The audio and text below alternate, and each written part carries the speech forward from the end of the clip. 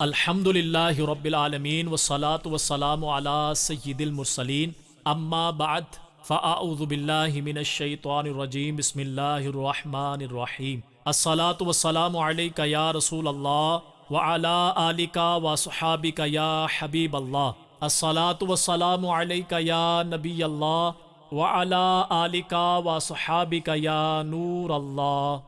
پیارے اسلامی بھائیوں اور مدنی چینل کے ناظرین، پروگرام ہے ایک قصہ ایک سبق، اور آج ہم آپ کے سامنے انشاءاللہ الکریم لالچ کے متعلق بیان کریں گے۔ آئیے سب سے پہلے درود پاک کی فضیلت سنتے ہیں۔ پیارے آقا صلی اللہ علیہ وآلہ وسلم کا فرمان رحمت نشان ہے، قیامت کے روز اللہ پاک کے عرش کے سوا کوئی سایہ نہیں ہوگا، 3 شخص اللہ پاک کے عرش کے سائے میں ہوں گے۔ عرض کی گئی، یا رسول اللہ صلی اللہ علیہ وآلہ وسلم وہ کون لوگ ہوں گے؟ ارشاد فرمایا، نمبر 1 وہ شخص جو میری امتی کی پریشانی دور کرے، نمبر 2 میری سنت کو زندہ کرنے والا، نمبر 3 مجھ پر کثرت سے درود شریف پڑھنے والا۔ یا الہی گرمی معاشر سے جب بھڑکے بدن، دامن محبوب کی ٹھنڈی ہوا کا ساتھ ہو، صلو علی الحبیب صلی اللہ علی محمد۔ حضرت سیدنا عبد الرحمن بن علی جوزی رحمت اللہ علیہ نے عیون الحکایات میں ایک دلچسپ سبق آموز حکایت نقل کی ہے کہ کسی گھر میں ایک عجیب و غریب ناگن رہتی تھی جو روزانہ سونے کا ایک انڈا دیا کرتی۔ گھر کا مالک مفت کی دولت ملنے پر بہت خوش تھا۔ اس نے گھر والوں کو تاکید کر رکھی تھی کہ وہ یہ بات کسی کو نہ بتائیں۔ کئی ماہ تک یہ سلسلہ یوں ہی چلتا رہا۔ ایک دن ناگن اپنے بل سے نکلی اور ان کی ایک بکری کو ڈس لیا۔ اس کا زہر ایسا جان لیوا تھا کہ دیکھتے ہی دیکھتے بکری کی موت واقع ہو گئی۔ یہ دیکھ کر گھر والوں کو بڑا طیش آیا اور وہ ناگن کو ڈھونڈنے لگے تاکہ اسے مار سکیں، مگر اس شخص نے یہ کہہ کر انہیں ٹھنڈا کر دیا کہ ہمیں ناگن سے ملنے والے سونے کے انڈے کا نفع بکری کی قیمت سے کہیں زیادہ ہے، لہٰذا پریشان ہونے کی ضرورت نہیں۔ کچھ عرصے بعد ناگن نے ان کے پالتو گدھے کو ڈس لیا جو فوراً مر گیا۔ اب تو وہ شخص بھی سخت گھبرایا، مگر لالچ کے مارے اس نے فوراً خود پر قابو پا لیا اور کہنے لگا، اس نے آج ہمارا دوسرا جانور مار ڈالا، خیر کوئی بات نہیں، اس نے کسی انسان کو تو نقصان نہیں پہنچایا۔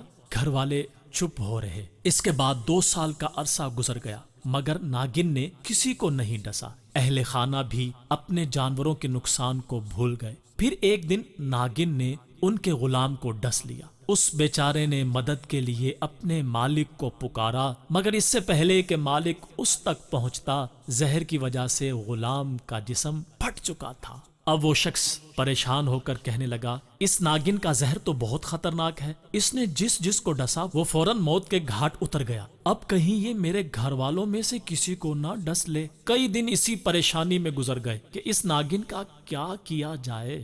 دولت کے حرص نے ایک بار پھر اس شخص کی آنکھوں پر پٹی باندھ دی اور اس نے یہ کہہ کر اپنے گھر والوں کو مطمئن کر دیا، اگرچہ اس ناگن کی وجہ سے ہمیں نقصان ہو رہا ہے مگر سونے کے انڈے بھی تو ملتے ہیں، لہٰذا ہمیں زیادہ پریشان نہیں ہونا چاہیے۔ کچھ ہی دنوں بعد ناگن نے اس کے بیٹے کو ڈس لیا۔ فوراً طبیب کو بلایا گیا لیکن وہ بھی کچھ نہ کر سکا اور اس کی موت واقع ہو گئی۔ جوان بیٹے کی موت میاں بیوی پر بجلی بن کر گری اور وہ شخص غضبناک ہو کر کہنے لگا، اب میں اس ناگن کو زندہ نہیں چھوڑوں گا، مگر وہ ان کے ہاتھ نہ آئی۔ جب کافی عرصہ گزر گیا تو سونے کا انڈا نہ ملنے کی وجہ سے ان کی لالچی طبیعت میں بے چینی ہونے لگی۔ چنانچہ دونوں میاں بیوی ناگن کے بل کے پاس آئے، وہاں کی صفائی کی اور دھونی دے کر خوشبو مہکائی۔ یوں ناگن کو صلح کا پیغام دیا گیا۔ حیرت انگیز طور پر وہ واپس آ گئی اور انہیں پھر سے سونے کا انڈا ملنے لگا۔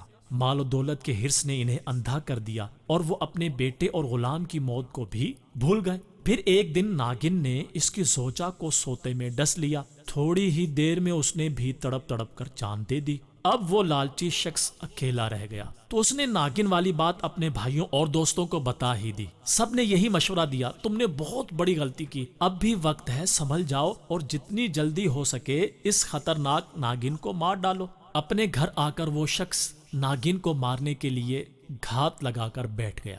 اچانک اسے ناگن کے بل کے قریب ایک قیمتی موتی نظر آیا، جسے دیکھ کر اس کی لالچی طبیعت خوش ہو گئی۔ دولت کی ہوس نے اسے سب کچھ بھلا دیا۔ وہ کہنے لگا، وقت طبیعتوں کو بدل دیتا ہے، یقیناً اس ناگن کی طبیعت بھی بدل گئی ہوگی، جس طرح یہ سونے کے انڈوں کی بجائے اب موتی دینے لگی ہے، اسی طرح اس کا زہر بھی ختم ہو گیا ہوگا، چنانچہ اب مجھے اس سے کوئی خطرہ نہیں۔ یہ سوچ کر اس نے ناگن کو مارنے کا ارادہ ترک کر دیا۔ روزانہ ایک قیمتی موتی ملنے پر وہ لالچی شخص بہت خوش رہنے لگا اور ناگن کی پرانی دھوکہ بازی کو بھول گیا۔ ایک دن اس نے سارا سونا اور موتی برتن میں ڈالے اور اس پر سر رکھ کر سو گیا۔ اسی رات ناگن نے اسے بھی ڈس لیا۔ جب اس کی چیخیں بلند ہوئی تو آس پاس کے لوگ بھاگم بھاگ وہاں پہنچے اور اس سے کہنے لگے، تم نے اسے مارنے میں سستی کی اور لالچ میں آ کر اپنی جان داؤ پر لگا دی۔ لالچی شخص شرم کے مارے کچھ نہ بول سکا، سونے سے بھرا ہوا برتن اپنے رشتہ داروں اور دوستوں کے حوالے کیا اور کراہتے ہوئے بڑی مشکل سے کہا، آج کے دن میرے نزدیک اس مال کی کوئی قدر و قیمت نہیں، کیونکہ اب یہ دوسروں کا ہو جائے گا اور میں خالی ہاتھ اس دنیا سے چلا جاؤں گا۔ کچھ ہی دیر میں اس کا انتقال ہو گیا۔ پیارے اسلامی بھائیوں، آپ نے دیکھا مال و دولت کے حرص نے ہنستے بستے گھرانے کو اجاڑ کر رکھ دیا۔ یقیناً حریص کی نگاہ محدود ہوتی ہے، جو صرف وقتی فائدہ دیکھتی ہے، جس کی وجہ سے وہ درست فیصلے کرنے میں ناکام رہتا ہے اور نقصان اٹھاتا ہے۔ حکایت میں مذکورہ گھر کے سربراہ کو سنبھالنے کے کئی مواقع ملے، لیکن مفت کی دولت کے نشے نے اسے ایسا مدہوش کر دیا کہ بیٹے اور زوجہ کی ناگن کے ہاتھوں ہلاکت بھی اسے ہوش میں نہ لا سکی۔ انجام کار وہ خود بھی موت کے منہ میں جا پہنچا۔ دیکھے ہیں یہ دن اپنی ہی غفلت کے بدولت، سچ ہے کہ برے کام کا انجام برا ہے۔ صلو علی الحبیب صلی اللہ علی محمد۔ حرص کسے کہتے ہیں؟ کسی چیز سے جی نہ بھرنے اور ہمیشہ زیادتی کی خواہش رکھنے کو حرص، اور حرص رکھنے والے کو حریص کہتے ہیں۔ پیارے اسلامی بھائیوں، عام طور پر یہی سمجھا جاتا ہے کہ حرص کا تعلق صرف مال و دولت کے ساتھ ہوتا ہے، حالانکہ ایسا نہیں ہے، کیونکہ حرص تو کسی شے کی مزید خواہش کرنے کا نام ہے، اور وہ چیز کچھ بھی ہو سکتی ہے، چاہے مال ہو یا کچھ اور۔ چنانچہ مزید مال کی خواہش رکھنے والے کو مال کا حریص کہیں گے، مزید کھانے کی خواہش رکھنے والے کو کھانے کا حریص کہا جائے گا، اور نیکیوں میں اضافے کے تمنائی کو نیکیوں کا حریص، جبکہ گناہوں کا بوجھ بڑھانے والے کو گناہوں کا حریص کہیں گے۔ حضرت علامہ عبد المصطفیٰ اعظمی رحمۃ اللہ علیہ لکھتے ہیں، لالچ اور حرص کا جذبہ خوراک، لباس، مکان، سامان، دولت، عزت، شہرت، الغرض ہر نعمت میں ہوا کرتا ہے۔ حرص ایسی چیز ہے کہ دودھ پیتا بچہ ہو یا کڑیل جوان ہو یا پھر 100 سال کا بوڑھا، مرد ہو یا عورت، حاکم ہو یا محکوم، افسر ہو یا مزدور، غریب ہو یا امیر، عالم ہو یا جاہل، اس سے بچ نہیں سکتا۔ یہ الگ بات ہے کہ کسی کو ثواب آخرت کی حرص ہوتی ہے تو کسی کو مال و دولت کی، جاہ و حشمت کی اور عزت و شہرت کی۔ قرآن مجید فرقان حمید کی سورہ نساء کی آیت نمبر 128 میں ارشاد ہوتا ہے، ترجمہ کنز الایمان، اور دل لالچ کے پھندے میں ہے۔ تفسیر خازن میں اس آیت کے تحت ہے، لالچ دل کا لازمی حصہ ہے کیونکہ یہ اسی طرح بنایا گیا ہے۔ صلو علی الحبیب صلی اللہ علی محمد۔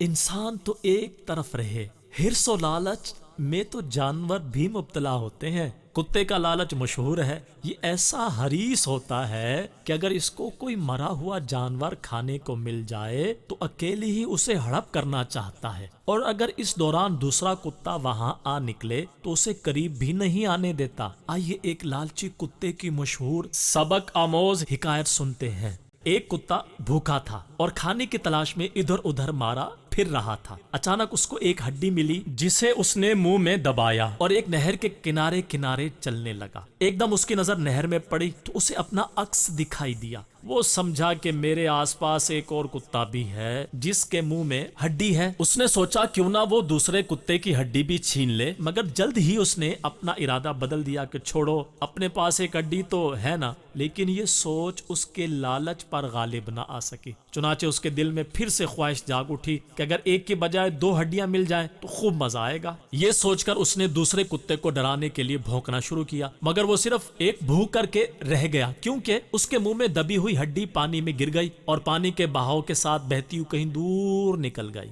یوں وہ لالچی کتا دوسری ہڈی حاصل کرنے کے چکر میں ایک ہڈی بھی گوا بیٹھا. پیارے اسلامی بھائیوں، حرص کا تعلق جن کاموں سے ہوتا ہے ان میں سے کچھ کام باعث ثواب ہوتے ہیں اور کچھ باعث عذاب، جبکہ کچھ کام محض مباح یعنی جائز ہوتے ہیں. ایسے کاموں کے کرنے پر کوئی ثواب ملتا ہے اور نہ ہی چھوڑنے پر کوئی عتاب ہوتا ہے. لیکن یہ مباح یعنی جائز کام اگر کوئی اچھی نیت سے کرے تو وہ ثواب کا مستحق ہے، برے ارادے سے کرے تو عذاب نار کا حقدار ہو جاتا ہے. اور یوں بنیادی طور پر حرص کی 3 قسمیں بنتی ہیں. نمبر 1، حرص محمود یعنی اچھی حرص. نمبر 2، حرص مذموم یعنی بری حرص. اور نمبر 3، حرص مباح یعنی جائز حرص. لیکن اگر اس حرص میں اچھی نیت ہوگی تو یہ حرص محمود بن جائے گی، اور اگر بری نیت ہوگی تو مذموم ہو جائے گی. حرص کی مذکورہ تقسیم سے معلوم ہوا کہ ہر حرص بری نہیں ہوتی، بلکہ حرص کی اچھائی یا برائی کا انحصار اس شے پر ہے جس کی حرص کی جا رہی ہے.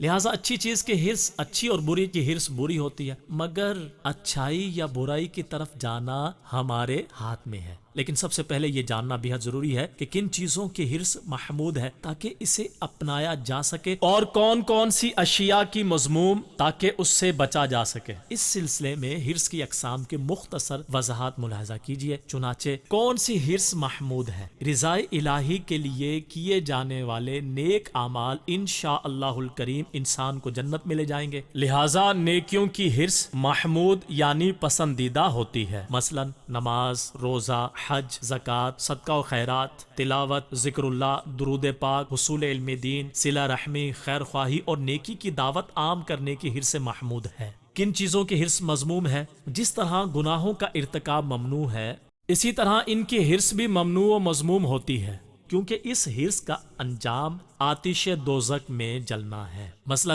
رشوت، چوری، بد نگاہی، حب جاہ، فلمیں ڈرامے دیکھنے، گانے باجے سننے، نشے، جوئے کی حرص، غیبت، تہمت، چغلی، گالی دینے، بدگمانی، لوگوں کے عیب ڈھونڈنے اور انہیں اچھالنے و دیگر گناہوں کی حرص مذموم ہے. کون سی حرص محض مباح ہے؟ کھانا، پینا، سونا، دولت اکٹھی کرنا، مکان بنانا، تحفہ دینا، عمدہ یا زائد لباس پہننا اور دیگر بہت سارے کام مباح ہیں. چنانچہ ان کی حرص بھی مباح ہے. مباح اس جائز عمل یا فعل یعنی کام کو بولتے ہیں جس کا کرنا نہ کرنا یکساں ہو، یعنی ایسا کام کرنے سے نہ ثواب ملے نہ گناہ. لہٰذا ان کی حرص میں بھی ثواب یا گناہ نہیں ملے گا. مثلا کسی کو نت نئے اور عمدہ کپڑے پہننے کی حرص ہے اور نیت کچھ بھی نہیں ہے، نہ تکبر کی نہ ہی اظہار نعمت کی، تو اسے اس کا نہ گناہ ملے گا اور نہ ہی ثواب، جبکہ اس حرص کو پورا کرنے میں شریعت کی خلاف ورزی نہ کرے. چنانچہ اگر اس قسم کی حرص کو پورا کرنے کے لیے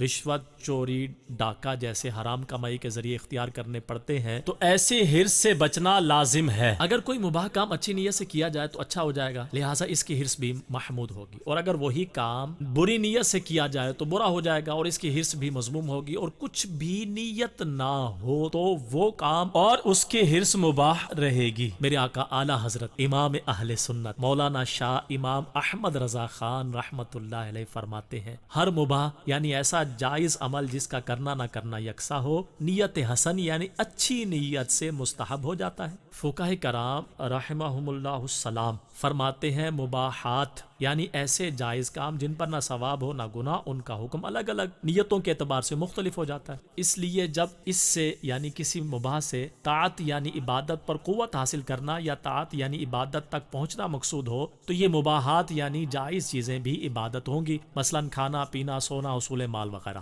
عطر لگانا ایک مباح کام ہے جس پر اچھی نیتیں کر کے ثواب کمایا جا سکتا ہے، چنانچہ جسے اچھی نیتوں کے ساتھ عطر لگانے کی ہرس ہو تو اس کی یہ ہرس محمود ہوگی۔ حضرت علامہ شیخ عبدالحق محدث دہلوی رحمۃ اللہ علیہ لکھتے ہیں مباح کاموں میں بھی اچھی نیت کرنے سے ثواب ملے گا، مثلا خوشبو لگانے میں اتباع سنت اور مسجد میں جاتے ہوئے لگانے پر تعظیم مسجد کی نیت بھی کی جا سکتی ہے۔ فرحت دماغ یعنی دماغ کی تازگی اور اپنے اسلامی بھائیوں سے ناپسندیدہ بو دور کرنے کی نیتیں ہوں تو ہر نیت کا الگ الگ ثواب ملے گا۔ پیارے اسلامی بھائیوں، ہرس کی تینوں قسمیں ہمارے سامنے ہیں اور یہ بھی کھلی حقیقت ہے کہ ہرس ہماری طبیعت میں رچی بسی ہوئی ہے، ہم اس سے مکمل طور پر کنارہ کش نہیں ہو سکتے، لیکن اس ہرس کا رخ موڑنا ہمارے اختیار میں ہے۔ اب سوال یہ پیدا ہوتا ہے کہ ہمیں اپنے ہرس کو کہاں استعمال کرنا چاہیے، تو اس کا جواب بڑا آسان ہے کہ ان کاموں میں جن سے ہمیں دنیا اور آخرت کا نفع ہی نفع حاصل ہوتا ہو، نقصان کچھ بھی نہیں ہوتا، اور یہ خوبی صرف اور صرف نیکیوں کی ہرس میں ہی پائی جاتی ہے، کیونکہ یہ ہرس محمود یعنی اچھی ہرس ہی ہے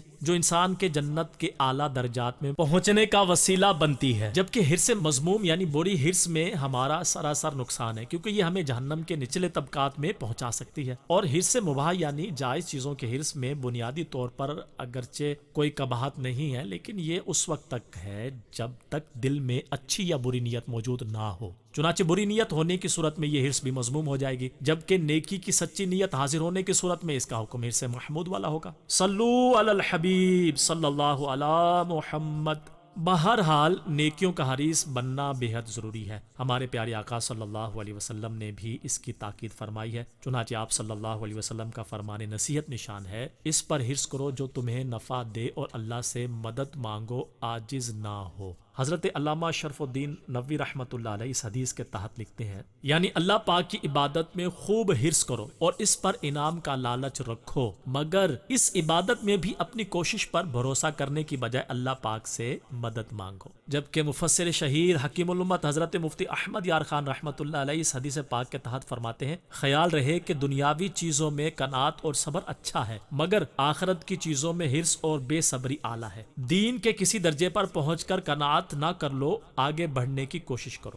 صلو علی الحبیب صلی اللہ علی محمد۔ پیارے اسلامی بھائیو، دنیا کی محبت میں زیادتی اور آخرت کی الفت میں کمی کی وجہ سے مسلمانوں کی بھاری اکثریت شوق عبادت سے کوسوں دور اور گناہوں کے حرص کے بہت قریب ہے۔ آج کا نوجوان قطار میں لگ کر مہنگے داموں ٹکٹ خرید کر ساری رات گناہوں بھرے میوزک پروگرام دیکھنے سننے کو تیار ہے، مگر نماز ادا کرنے کی غرض سے چند منٹ کے لیے مسجد کا رخ کرنے سے کتراتا ہے۔ کئی گھنٹے ریموٹ ہاتھ میں پکڑے کیبل پر فلمیں ڈرامے دیکھنے کے لیے ہمارے پاس وقت ہے، مگر علم دین سیکھنے کے لیے 100% خالص اسلامی چینل مدنی چینل دیکھنے میں نفس و شیطان رکاوٹ بن جاتے ہیں۔ سینکڑوں سطروں پر مشتمل کئی اخبار روزانہ پڑھنے والوں کو کئی مہینے قرآن پاک کی چند آیات کی تلاوت کی فرصت اور دینی کتابیں پڑھنے کا وقت نہیں ملتا۔ برے دوستوں کی گندی صحبت میں بلا ناغہ گھنٹوں اپنا وقت برباد کرنے والے ہفتے میں صرف ایک دن عاشقان رسول کے ساتھ علاقۂ دورہ برائے نیکی کی دعوت میں اپنا 1-1.5 گھنٹہ صرف کرنے کو تیار نہیں ہوتا۔ یاد رکھیے، گناہوں کا انجام ہلاکت اور رسوائی کے سوا کچھ نہیں ہے۔ اس سے پہلے کہ پیام اجل آن پہنچے اور ہم اپنے عزیز و اقارب کو روتا چھوڑ کر اس دنیا سے کوچ کر جائیں، ہمیں چاہیے کہ بقیہ زندگی کو غنیمت جانتے ہوئے ہاتھوں ہاتھ سچی توبہ کر لیں اور نیکیاں کمانے کی کوشش میں لگ جائیں۔ صلو علی الحبیب صلی اللہ علی محمد۔ پیارے اسلامی بھائیو، آج کے پروگرام کا وقت اختتام کی طرف بڑھ رہا ہے۔ آئندہ ایک نئے واقعے اور سبق کے ساتھ حاضر ہوں گے، تب تک کے لیے اجازت دیجیے، دیکھتے رہیے مدنی چینل۔ صلو علی الحبیب صلی اللہ علی محمد۔ ملتا ہے در سے آخرت ان واقعات سے، سیکھیں سبق آؤ اکابری کی حیات سے۔